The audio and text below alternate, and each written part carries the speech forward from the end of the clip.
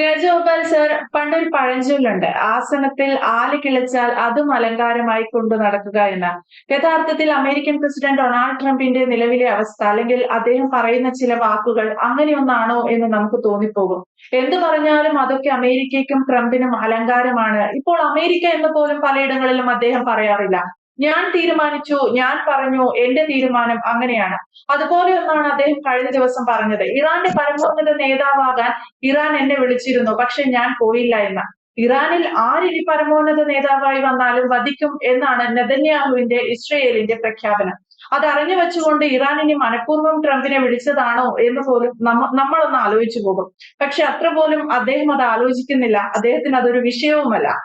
ഇറാന്റെ പരമോന്നത നേതാവായി ട്രംപ് എത്തിയാൽ എന്താണ് സ്ഥിതി എന്ന് ലോകത്ത് എല്ലാവർക്കും അറിയാം. അമേരിക്കൻ പ്രസിഡന്റ് അല്ലെങ്കിൽ ലോക പോലീസ് എന്നറിയപ്പെടുന്ന അമേരിക്കയുടെ നേതാവാണ് താൻ എന്ന് ട്രംപ് മറക്കുകയല്ല. അതെ, ആല് കളിച്ചാല് അത് ഒരു തണലെന്നാണ് കേട്ടോ. തിരുവിതാംകൂർ തണലെന്നാണ് പറയുന്നത്. അവിടെ മലബാറിലൊക്കെ അലങ്കാരമായിരിക്കും, ഇവിടെ തണലെന്ന. അത് തണലായിട്ട് കൊണ്ട് നടക്കുന്ന ചില ആളുകളുണ്ടെന്നുള്ളതാണ്. അപ്പൊ ട്രംപിന്റെ ഒരു സംസാരം കേട്ട് കഴിഞ്ഞാല് അത് വെറുതെ സംസാരമല്ല. വാഷിങ്ടണിൽ ഇരുന്നുകൊണ്ട് റിപ്പബ്ലിക്കൻസ് പാർട്ടിയുടെ അവരുടെ പ്രതിനിധികളോടാണ്, അദ്ദേഹത്തിന്റെ ആളുകളോട് തന്നെ പറയുകയാണ്, സഹപ്രവർത്തകരോടും ഒക്കെ പറയുകയാണ്, ഇറാൻ അഭ്യർത്ഥിച്ചിരിക്കുന്നു, ഇറാൻ വളരെ ഒരു റിക്വസ്റ്റ് എന്നോട് നടത്തിയിരിക്കുന്നു. അലി ഖമേനി മരിച്ചല്ലോ, അപ്പൊ അതിന് പകരമായിട്ട് എന്നെ അവരുടെ ആത്മീയ നേതാവായിട്ട് തിരഞ്ഞെടുക്കാൻ അവർ തയ്യാറാണ്. എന്താ അദ്ദേഹത്തിന്റെ വാചകങ്ങളുടെ അർത്ഥമെന്ന് മനസ്സിലാകുന്നില്ല, സാധാരണക്കാർക്കൊന്നും മനസ്സിലാകുന്നില്ല. അത് എന്ത് രാജ്യം? ഇറാൻ എന്ന് പറയുന്നത് ഷിയ മുസ്ലിങ്ങൾക്ക് ഭൂരിപക്ഷമുള്ള രാജ്യമാണ്. അവരുടെ പരമോന്നത നേതാവാണ്. ഇസ്രായേലിന്റെ അമേരിക്കയുടെയും കൂടെ അറ്റാക്ക് കൊണ്ട് ഒറ്റ ദിവസം മണിക്കൂറുകൾക്കകം കൊന്നു കളഞ്ഞു. മണിക്കൂർ യുദ്ധം തുടങ്ങി മണിക്കൂറുകൾക്കോ മിനിറ്റുകൾക്കോ കൊന്നു കളഞ്ഞു, തകർത്ത് തരിപ്പണമാക്കി കളഞ്ഞു. അതിന്റെ വേദനയും സങ്കടവും ഒന്നും ആ നാട്ടിൽ ഇതുവരെ അടങ്ങിയിട്ടില്ല. അത് അടങ്ങിയുമില്ലെന്നാണ് പറയുന്നത്. ഇറാൻ തന്നെ നേരത്തെ പ്രഖ്യാപിച്ചു കഴിഞ്ഞല്ലോ, ലോകത്തേതെങ്കിലും ഭാഗത്ത് ഇസ്രായേലികളും അമേരിക്കക്കാരും ഉണ്ടെങ്കിൽ അവര് ഒരു പക്ഷെങ്കില് റെസ്റ്റോറന്റുകളിലോ ടൂറിസ്റ്റ് സ്ഥലങ്ങളിലോ അല്ലെങ്കിൽ യാത്രകളിലോ തീവണ്ടിയിലോ വിമാനത്തിലോ എവിടെയാണെങ്കിലും ശരി, ഒരമേരിക്കക്കാരനെയോ ഇസ്രായേലുകാരനെയോ ഒക്കെ ഞങ്ങളുടെ കയ്യിൽ കിട്ടുകയാണെങ്കിൽ ഞങ്ങൾ ഇതിന് പ്രതികാരം ചെയ്തിരിക്കും, ഓരോ ഇറാൻകാരനും പ്രതികാരം ചെയ്തിരിക്കുമെന്ന്. അങ്ങനെയാണ് അവരുടെ പ്രഖ്യാപനം വന്നിരിക്കുന്നത്. കാരണം അത്രയ്ക്ക് അവർക്ക് താങ്ങാൻ പറ്റാത്തൊരു പദമായി പോയി അലി ഖമേനിയുടെ വധം എന്ന് പറയുന്നത്. അങ്ങനെയുള്ള പരമോന്നത നേതാവിന്റെ പകരക്കാരനായിട്ട് ട്രംപിനെ എടുക്കാമെന്ന് ഇറാനിൽ നിന്ന് ആരോ അനൗദ്യോഗികമായിട്ട് അറിയിച്ചു എന്നാണ് പറയുന്നത്. ഇപ്പൊ അങ്ങനെയാണ്, ട്രംപിനെ എല്ലാം അറിയിക്കുന്നത് അനൗദ്യോഗികമായിട്ടാണ്. കഴിഞ്ഞ ദിവസം യുദ്ധമല്ല വെടിനിർത്തൽ, അതായത് അമേരിക്കൻ ആക്രമണം, അങ്ങനെ വെടിനിർത്തൽ എന്നൊക്കെ ചില മാധ്യമങ്ങൾ പറഞ്ഞെങ്കിലും അമേരിക്ക ഇറാന്റെ ആണവ ഊർജ കേന്ദ്രങ്ങളെ, ആണവ വൈദ്യുത സംവിധാനങ്ങളെ ആക്കുകയില്ല എന്നുള്ളതും ആരാണ് വെട്ടിയെന്നുള്ളത് ട്രംപ് പറയുന്നില്ല, ആരോ പറഞ്ഞു എന്നാണ് പറയുന്നത്. അതും അങ്ങനെയാണ്, പ്രത്യക്ഷ നേതാക്കളുമായിട്ടൊന്നും സംസാരിക്കുന്നില്ല, പരോക്ഷമായിട്ട് ആരോ സൂചിപ്പിക്കുന്നെന്നാണ് പറയുന്നത്. എന്നിട്ട് ഈജിപ്റ്റ്, പാകിസ്ഥാന്, ഇങ്ങനെയൊക്കെ ചില രാജ്യങ്ങളുടെ പേരും പറഞ്ഞു. അപ്പൊ ട്രംപിനോട് ആരും നേരിട്ട് സംസാരിക്കുന്നില്ല, ആരൊക്കെയോ എവിടൊക്കെയോ ഇരുന്ന് പറയുന്നു, അങ്ങനെയാണ് പറയുന്നത്. അപ്പൊ എന്ന് പറഞ്ഞതുപോലെ ഒരു പറച്ചിലെന്നാണ് പറയുന്നത്. ട്രംപ് പറയുന്നത് റിപ്പബ്ലിക്കൻസിനോട് ഇന്നലെ അദ്ദേഹം സംസാരിച്ചത്, എന്നെ അവരുടെ പരമോന്നത നേതാക്കാം എന്ന് അവിടെ നിന്ന് ഇറാനിൽ നിന്ന് കുറച്ച് ആളുകൾ ആരൊക്കെയോ പരോക്ഷമായിട്ട് തന്നെ വിളിച്ചറിയിച്ചു. അപ്പൊ ട്രംപ് തന്നെ അതിന് സമാധാനം പറയുന്നുണ്ട്. ഒരുപക്ഷെ അവർക്ക് ആഗ്രഹം കാണുമായിരിക്കും ഇനി എന്നെ പരമോന്നത നേതാവാക്കിയിട്ട് ഷിയ മുസ്ലിങ്ങളുടെ നേതാവായിട്ട് അവരെ ഉദിക്കാൻ എന്നൊക്കെയുള്ളൊരു മട്ടിലൊരു പച്ചയായ മട്ടിലാണ് അദ്ദേഹത്തിന്റെ സംസാരം വരുന്നത്. എന്താണ് ഇറാനെ സംബന്ധിച്ചിടത്തോളം സാമാന്യ യുക്തിയുള്ളവർക്കെല്ലാം അറിയാം എന്താണ് അവർ ഉദ്ദേശിക്കുന്നത് എന്നുള്ളത്. ഒരു അമേരിക്കക്കാരനെ വെറുതെ വിടത്തില്ല, ഒരു ഇസ്രായേലുകാരനെ വെറുതെ വിടത്തില്ല എന്ന് പറഞ്ഞു കഴിഞ്ഞാല് ട്രംപിനെ വെറുതെ വിടുമെന്നാണോ അവർ ഉദ്ദേശിക്കുന്നത്? അവരൊരു പക്ഷെങ്കിൽ വ്യംഗ്യമായിട്ട് മറ്റൊന്നുമല്ല ആയിരിക്കും സൂചിപ്പിച്ചിരിക്കുന്നത്. ഖമേനിക്ക് ചെയ്തല്ലോ, ഖമേനിയെ ചിത്രമാക്കി മാറ്റിയില്ല നിങ്ങള് എന്ന് പറഞ്ഞതുപോലെ ട്രംപിനെയും അടുത്തത് ഭിത്തിയിൽ പടമായിട്ട് പതിപ്പിക്കും എന്ന് തന്നെ ആയിരിക്കാം. അങ്ങനെയാണ് നമുക്കത് വായിച്ചാല്, ആ പ്രസ്താവനകളും ആ വാർത്താ ശകലങ്ങളും ഒക്കെ കണ്ടു കഴിഞ്ഞാൽ നമുക്ക് സാധാരണ ബുദ്ധിയുള്ളവർക്ക് മനസ്സിലാകുന്ന ഒരു കാര്യം അങ്ങനെയാണ്. അടുത്തത് ട്രംപിന്റെ ഉന്നമാണ്. നെതന്യാഹുവിനെ ഇവരെ നാളുകൊണ്ട് ഇങ്ങനെ അന്വേഷിച്ച് നടക്കുകയാണ്. നെതന്യാഹു എവിടെ എന്നുള്ളതിന്റെ കാര്യത്തിൽ ഇതുവരെ ഒരു വ്യക്തത വന്നിട്ടില്ല. ചില പ്രസ്താവനകളൊക്കെ അവിടെ ഇവിടെയൊക്കെ വരുന്നുണ്ട്. പക്ഷെ ഇറാന്റെ പ്രധാനപ്പെട്ട നോട്ടം നെതന്യാഹുവിനാണ്. നമ്പർ 1 നെതന്യാഹു ആണ്. നമ്പർ 2 തീർച്ചയായിട്ടും ട്രംപ് തന്നെയായിരിക്കും. ട്രംപിനെയും കൂടാണ് അവർ നോക്കി വെച്ചിരിക്കുന്നത്. അങ്ങനെ വല്ലതും കിട്ടുകയാണെന്നുണ്ടെങ്കിൽ ഒരു പക്ഷെ അതിന്റെ സൂചനയാകാം. ഇപ്പൊ നേരിട്ട് അമേരിക്കൻ പ്രസിഡന്റിനെ വധിച്ചു കളയും തട്ടിക്കളയെന്നൊന്നും പറയാൻ വയ്യാത്തത് കൊണ്ട് താങ്കളെ ഞങ്ങളുടെ അടുത്ത ആത്മീയ ആചാര്യനായിട്ട് എടുത്തേക്കാം എന്നുള്ളൊരു മട്ടിലുള്ള ഒരു പ്രസ്താവനയായിട്ട് വേണം പിന്നെ ഈ മറ്റ് രാഷ്ട്രീയ ആളുകൾക്ക് തോന്നുന്നതെന്നാണ് എന്റെ ഒരു അഭിപ്രായം. പക്ഷെ ട്രംപ് അത് ഒരു അലങ്കാരമായിട്ട് പറയുകയാണ്. എന്നോട് അവർ ചോദിച്ചു ഞങ്ങളുടെ പിന്നെ അലി ഖമേനിയുടെ പിൻഗാമിയായിട്ട് വരാൻ സാധിക്കുമോ എന്നുള്ളത്. പക്ഷെ ഞാൻ പറഞ്ഞു എനിക്ക് പറ്റത്തില്ല, എനിക്കിവിടെ ഒരുപാട് വലിയ തിരക്കുകളൊക്കെ ഉണ്ട്, അമേരിക്കയിൽ തിരക്കുകളൊക്കെ ഉള്ളത് കൊണ്ട് ഞാൻ വരുന്നില്ലെന്നാണ് പറഞ്ഞത്. അപ്പൊ ആ തരത്തിൽ അങ്ങനെ പറഞ്ഞ ഒഴിയാണ് ട്രംപ് അതിനകത്ത് ചെയ്തത്. അതേപോലെ തന്നെയാണ് ഇപ്പൊ അവിടുത്തെ യുദ്ധത്തിന്റെ കാര്യത്തിൽ നമ്മൾ നേരത്തെ സൂചിപ്പിച്ചതുപോലെ തന്നെയാണ് 10 ദിവസത്തെ കൂടെ അദ്ദേഹം പിന്നെ വെടിനിർത്തൽ കരാർ എന്നുള്ള മട്ടിലാണല്ലോ നമ്മുടെ മാധ്യമങ്ങൾ പറയുന്നത്. അവിടുത്തെ ഇറാനിലെ വെടിനിർത്തൽ കരാർ വീണ്ടും 10 ദിവസത്തെ കൂടെ പിന്നെ ട്രംപ് കഴിഞ്ഞ ദിവസം നീട്ടിക്കൊടുത്തു. ആദ്യം പറഞ്ഞത് ആണവോർജ കേന്ദ്രങ്ങളെ ഒന്നും 6-ാം തീയതി വരെ ആക്രമിക്കുന്നില്ല, അത് വീണ്ടും ഒരു 10 ദിവസം കൂടെ 5 ദിവസമൊക്കെ ആക്രമിക്കുന്നില്ല, അതൊരു 10 ദിവസം കൂടെ നീട്ടിക്കൊടുത്തിരിക്കുകയാണ്. അപ്പൊ ഇതെന്തിനാണ് ഇങ്ങനെ നീട്ടിക്കൊടുക്കാന്ന് അറിയത്തില്ല. ചില ഭാഗങ്ങളിൽ ചർച്ച നടക്കുന്നു എന്ന് പറയുന്നു, മധ്യസ്ഥ ചർച്ചകളൊക്കെ നടക്കുന്നുണ്ട്. ഹോർമുസ് കടലിടക്ക് തുറക്കുന്നതിനും ചരക്ക് ഗതാഗതം സുഗമമാക്കുന്നതിനുമുള്ള ചർച്ചകൾ നടക്കുന്നു എന്ന് പറയുന്നു. എന്തായാലും പിന്നെ എണ്ണ പ്രതിസന്ധിക്ക് ഒരു ചെറിയ അയവ് വരുത്തുന്നതെന്ന് എനിക്ക് തോന്നുന്നു. എണ്ണയുടെ കാര്യത്തില് പിന്നെ കാരണം എണ്ണ 100-ലേക്ക് മുകളിലേക്ക് കയറിപ്പോയ സമയത്താണ് ഈ മാതിരി പ്രസ്താവനകളൊക്കെ ട്രംപിന്റെ വരുന്നത്. വന്നു കഴിഞ്ഞ എണ്ണ വില ഒന്ന് കൺട്രോൾ ചെയ്യുമ്പം അടുത്ത പരിപാടി ആരംഭിക്കും. എനിക്ക് തോന്നുന്നു അതിന്റെ ഒരു നീക്കം തന്നെയാണ് ഈ 15 ദിവസത്തേക്കെന്ന് തോന്നുന്നത്.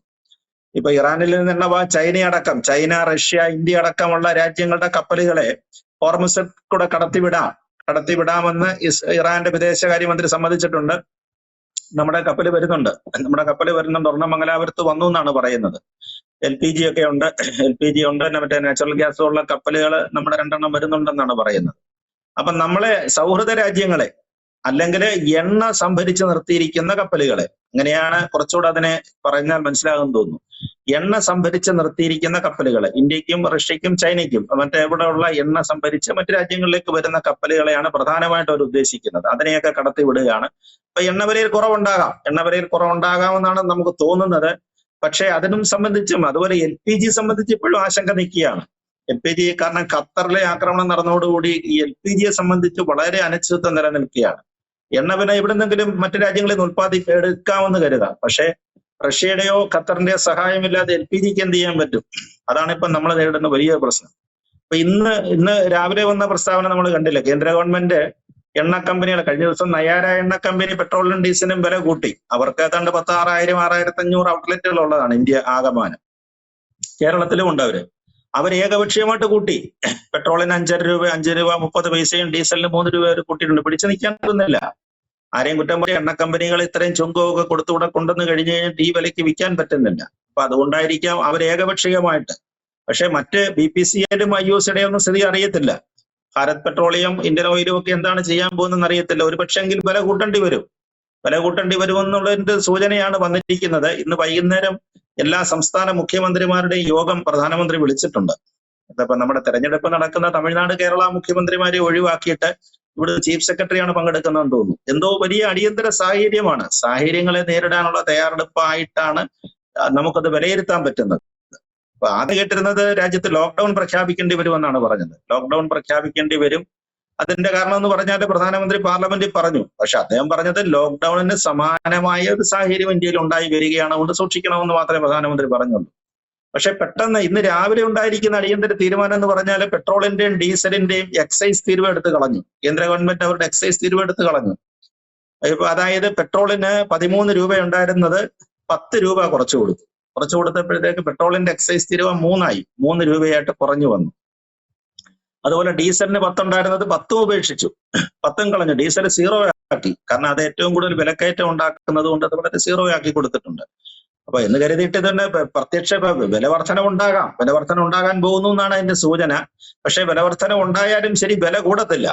കാരണം കേന്ദ്ര നികുതിയിൽ ഇത്രയും 10% 10 രൂപയുടെ കുറവ് വരുത്തിയത് കൊണ്ട് അടിയന്തരമായിട്ട് വില കൂടത്തില്ല തോന്നുന്നു. വില കൂടത്തില്ല. പക്ഷെ അത് എത്ര കണ്ട് പറ്റുമെന്നുള്ളതാണ്. ഇനിയിപ്പോ സ്റ്റേറ്റുകളുടെ വിഹിതം ഉണ്ട് ഇതിനകത്ത്. സ്റ്റേറ്റ് ഗവൺമെന്റിനോടുകൂടെ ആലോചിക്കേണ്ടി വരും. അവരുടെ നികുതിയിലും എന്തെങ്കിലും വ്യത്യാസം വരുത്തും. അപ്പൊ നമ്മളെയൊക്കെ സംബന്ധിച്ചിടത്തോളം നമ്മുടെ റവന്യൂലൊക്കെ വലിയ കുറവ് വരും. നമ്മളും ടാക്സ് പിരിക്കുന്നുണ്ട് ഇതിന്. കേരള ഗവൺമെന്റിന് ഒരു ടാക്സ് ഇതിനകത്ത് കിട്ടുന്നുണ്ട്. അപ്പൊ അങ്ങനെ വലിയ വളരെ സങ്കീർണമായ കുറെ പ്രശ്നങ്ങളാണ് ഈ എണ്ണ LPG രംഗത്ത് വരാൻ പോകുന്നത്. അതേപോലെ തന്നെയാണ് പിന്നെ LPG വിതരണ കാര്യത്തിന്റെ ഇപ്പൊ അത് 45 ദിവസം എന്നുള്ളതാണ്. ഇപ്പൊ 25 ദിവസം കഴിഞ്ഞ് രജിസ്റ്റർ ചെയ്യാനൊക്കത്തുള്ളൂ. രജിസ്റ്റർ ചെയ്താൽ കഴിഞ്ഞാൽ മെസ്സേജ് വന്നിട്ട് കൺഫർമേഷൻ വരണം. മൂന്നാമത്തെ മെസ്സേജ് നിങ്ങൾ തുക അടയ്ക്കും എന്നുള്ള കൺഫർമേഷൻ കഴിഞ്ഞിട്ട് LPG കിട്ടുന്നുള്ളൂ. വലിയ പ്രതിസന്ധിയിലേക്ക് വരികയാണ് തൽക്കാലം. പക്ഷെ അതിനെ മറികടക്കാനുള്ള ആത്മാർത്ഥമായ ശ്രമങ്ങൾ നമ്മുടെ കേന്ദ്ര സർക്കാർ നടത്തുന്നുമുണ്ട്. അതേപോലെ തന്നെ ഭക്ഷ്യവസ്തുക്കള് കഴിഞ്ഞ ദിവസം നമ്മുടെ MA യൂസഫ് അലി ലുലുവിന്റെ ചെയർമാനും മലയാളിയുമായി അദ്ദേഹം പ്രധാനമന്ത്രിയെ വന്ന് കണ്ടിരുന്നു.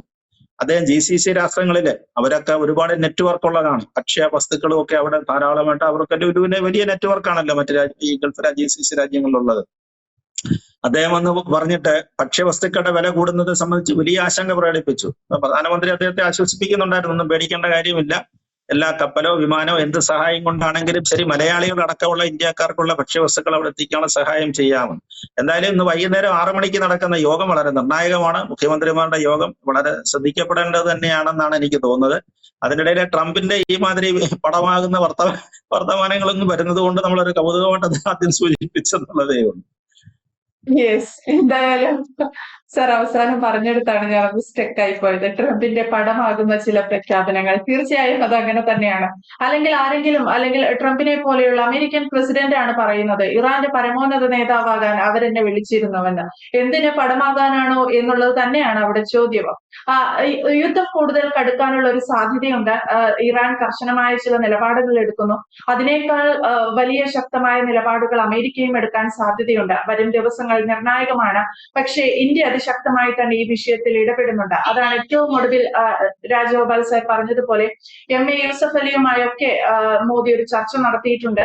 ഭക്ഷ്യക്ഷാമം ഉൾപ്പെടെയുള്ള വിഷയങ്ങളിൽ ഗൾഫിൽ പ്രതിസന്ധികൾ ഉണ്ടായാൽ ഇന്ത്യയുടെ ഇടപെടൽ അത് അദ്ദേഹം ഉറപ്പ് നൽകിയിട്ടുമുണ്ട്. എന്തായാലും വ്യക്തമാണ്. Thank you Rajagopal sir. കൂടുതൽ വാർത്തകളും വിശേഷങ്ങളും നിങ്ങളിലേക്ക് എത്താൻ ABC മലയാളം സബ്സ്ക്രൈബ് ചെയ്യുക, ബെൽ ബട്ടണും അമർത്തുക.